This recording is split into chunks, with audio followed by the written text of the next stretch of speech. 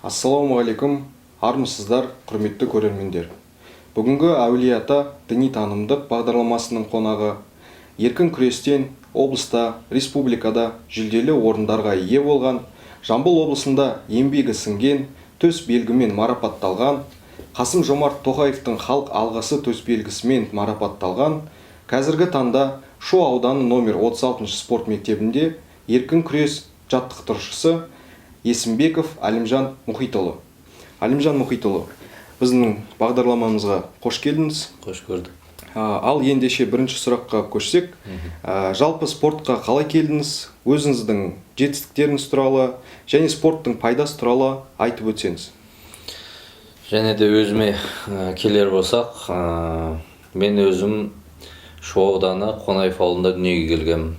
Сонда 1989 жыл дүниеге келіп, және де осы спортқа келген себебім, үлкен ағам спортпен, осы еркін күреспен айналысатын болатын.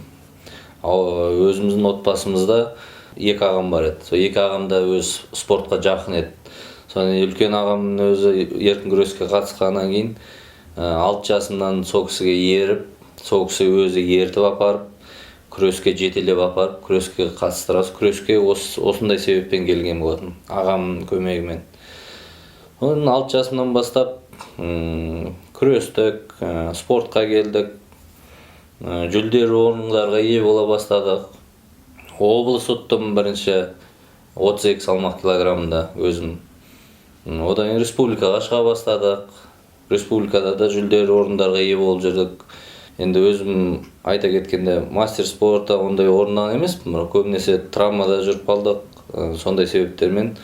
Одан кейін айтады ғой, жаңағындай қазағым ұстаздық еткен жалықпас деп, өстіп тренерлік жаттықтырушы болып жұмыс орнына түсіп, 36 мектепке 2009 жылдан бері жаттықтырушы болып жұмыс жасап келемін. Спортқа деген көзқарасымыз енді біріншіден айтады ғой, Бауыржан Момышұлы атамыз тәртіпке бас иген құл болмайды дейді.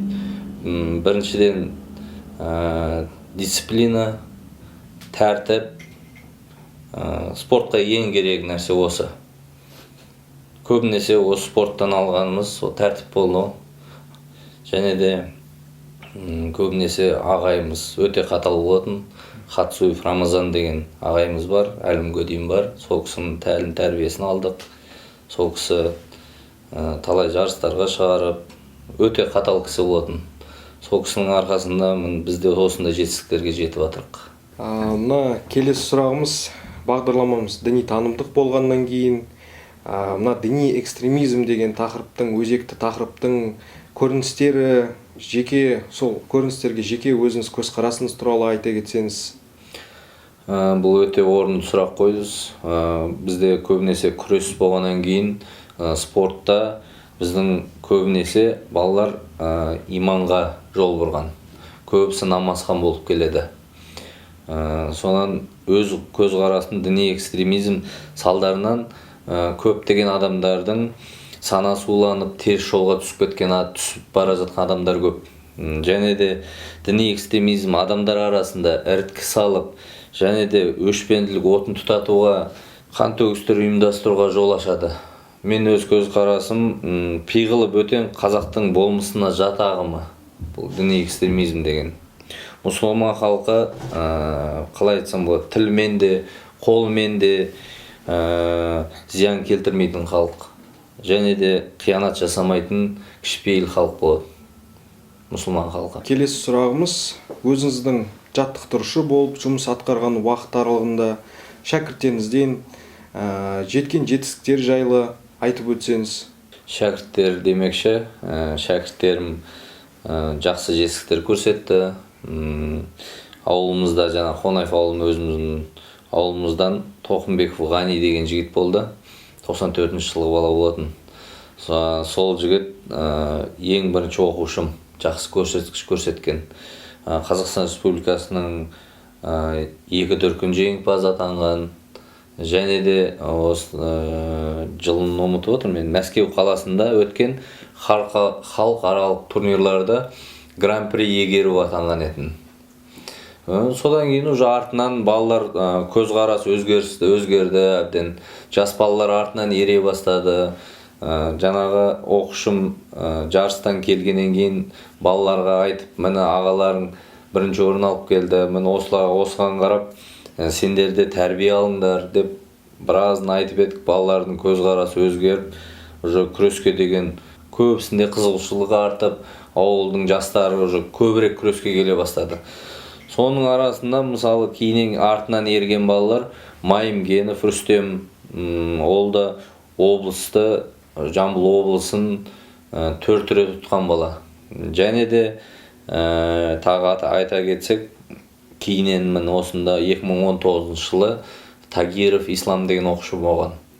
2009 жылы Астана қаласында Азия ойындары өткен болатын.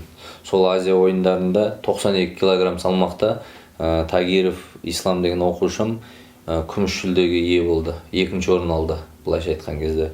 Екінші орынға ие болып, және де Қазақстанның 6 дүркін жеңімпазы атанған. Среди интернатов, және де Қазақстан біріншілігінде 6 рет жеңімпаз, 6 дүркін жеңімпаз атанған. Сол балам арқасында Жамбыл облысына еңбегі сіңген деген төсбелгімен марапатталдым. Және де сонымен қатар Забитов Мурадали деген оқушым болған. Ол оқушымда жаман көрсеткен жоқ. Оқушылар арасында спартакиадасында Қазақстан біріншілігінде жеңімпаз атанған. Бірінші орын алып келген. Осындай жетістіктерге жетіп, осындай абыройға жетіп жатырық. Жаңағындай халқым еңбегімізді ақтап, жаңағындай төсбелгімізбен марапаттап отыр. Жамбыл облысына еңбегі сіңген деген төсбелгімен марапатталдық. Мына спортшы, жалпы спорт қауымының, спортшы жастарымыз қандай болу керек екенін деп ойлайсыз? Және оларға бір өзіңіздің айтар кеңесіңіз болса? Бірінші тәрбие отбасынан дейді. Балалар жастарға айтатынымыз не? Қазір бірінші тәртіп керек. Және жүрегінде иман керек. Кішіпейіл болу керек. Бірін-бірін сыйлап, мысалы біздің өзімізде Қонаев ауылында көп ұлтты ауыл. Барлық ұлт бар деп айта алсақ та болады. Сонда бірін-біріміз бөліп жармаймыз. Бәріміз бір ата-ананың баласындай сол бір спорт залда балаларға әрдайым айтып жүреміз. Бір-біріңе бауыр ретінде қараңдар, бір-біріңді бөлмеңдер. Бәріміз бір отбасындай баласы болыңдар деп айтып жүреміз әрдайым. Әлімжан Мұхитұлы, уақыт бөліп, келер ұрпаққа берген ақыл кеңестеріңіз үшін үлкен алғысымызды білдіреміз. Құрметті көрермендер, біздің бағдарламамыз аяқталды. Келесі көріскенше, қош, сау болыңыздар.